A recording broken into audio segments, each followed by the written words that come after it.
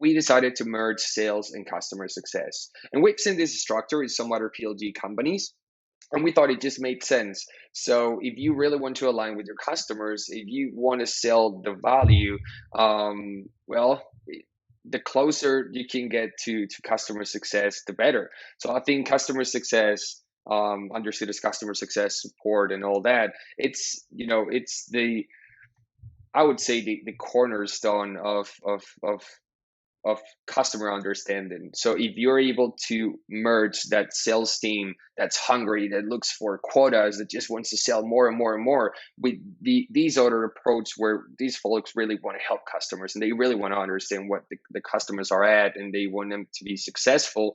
So it worked. It worked. We merged the both teams. We went to an inside sales approach where you are super supportive.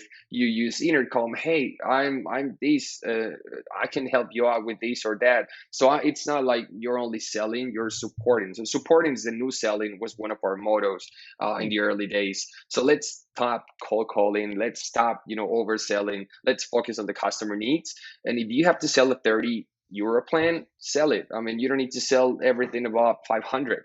And it worked. It worked. It worked during the whole 2020. And that was when I was leading the sales team, and it was super great. I mean, the sales team became product experts. They were super aligned with the team.